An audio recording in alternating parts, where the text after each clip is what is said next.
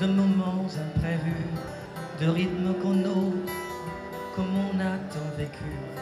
Je connais de doutes, tant qu'on se sent perdu, mais aussi l'amour, comme on a... Je trouve que la musique africaine a beaucoup évolué. Entre le côté où on était plus dans l'aisance, dans la fête, et puis il y a eu cette grosse vague des gens comme Manu Dibango, Ray Lema, qui ont apporté un souffle nouveau, Wally Bardarou, Francis Bébé, des gens qui ont apporté un peu plus, non seulement de l'aisance qu'il y avait dans la facilité de faire de la musique, en disant que la musique c'était dans la peau, mais en y apportant un peu de science. Ce qui a fait que ça nous a aidés, nous autres, qui étions jeunes à l'époque, de pouvoir avoir une autre façon, une autre vision de la musique. Parce que je pense que la musique, c'est d'abord un art. Et en tant qu'art, il y a des exigences. Tu ne peux pas faire la musique juste en se disant « c'est super la fête ». Non, il y a la fête, il y a le bonheur, mais il y a aussi l'exigence de l'art. Tant que l'eau coule dans nos veines, c'est ma femme et je prie. C'est vrai que dans la configuration actuelle, il y a beaucoup de messages qui sont axés sur la fête, sur l'éclate. Oui, c'est une partie de la vie, mais je crois qu'on a besoin aussi des textes forts, des textes qui exhortent notre jeunesse à réfléchir, à aller de l'avant, à penser, à se conscientiser. Mais bon, c'est juste peut-être un petit moment où peut-être que les gens ont besoin de se défouler pour pouvoir sauter, rebondir de nouveau. J'y crois en tout cas, certes. Pour que jamais elle s'éteigne. Oui, c'est vrai que l'histoire de l'immigration n'est pas une histoire facile, n'est pas une histoire simple. Elle est dure, elle est atroce de voir nos enfants qui essayent de chercher un Eldorado, qui ne connaissent pas, qu'ils espèrent, mais souvent l'Eldorado finit par l'enfer. C'est dans la mer que ça se passe, ou encore dans le désert.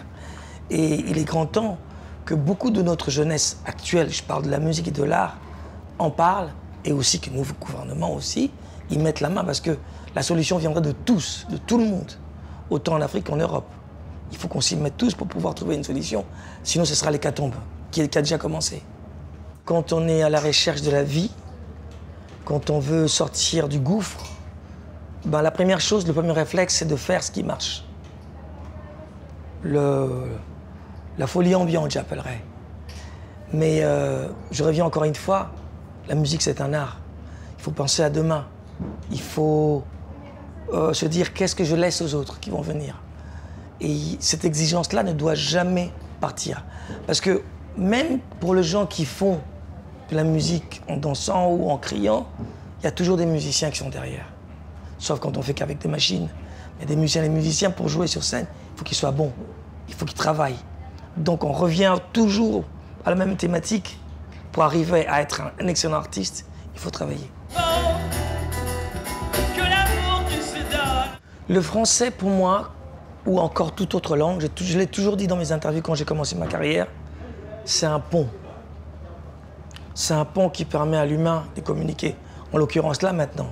Si je parlais en swahili ou en lingala, ok, les Congolais vont m'écouter, les Tanzaniens, les Kenyans, et après. Or, en ayant une langue, ou en parlant des langues que la plupart des milliers, des millions de gens parlent, ça nous permet d'avoir une sorte de largissement par rapport à la communication. Cela ne veut pas dire qu'il faut oublier nos langues, non.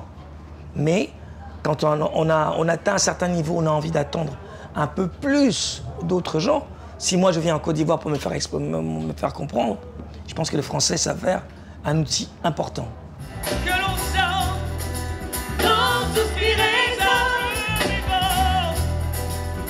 Un conseil à donner à mes jeunes frères et sœurs artistes, sans être prétentieux, parce que c'est pas toujours évident, les conseils, c'est à double tranchant. Moi, je dirais, je vais prendre mon exemple. Ça fait, comme vous l'avez dit, plus de 25 ans de carrière en tant qu'Eloquois, plus de 40 ans de musique en tant que musicien. Et j'ai vu pas mal d'artistes étrangers et autres pour perdurer dans le temps, il faut absolument essayer de faire beaucoup de choses qui vont vers l'évolution. Quand on s'arrête qu'à un rythme ambiant, parce que ça marche, parce que les gens achètent tout de suite, et on perd son identité, et ben dans quelques années, on va se retrouver sans identité, justement. Et je pense qu'à partir de maintenant, quand on est artiste, il faut savoir qu'est-ce que j'ai envie de faire. C'est quoi mon message? Qu'est-ce que j'apporte à cette panoplie qui existe? Qu'est-ce que j'apporte de plus à la culture? Parce qu'on a un devoir énorme de pouvoir apporter un petit plus. Quand tu passes sur cette terre, tu dois laisser une toute petite trace que les gens n'oublieront jamais. C'est un challenge qui est très dur, qui est très fort, mais ça vaut le coup.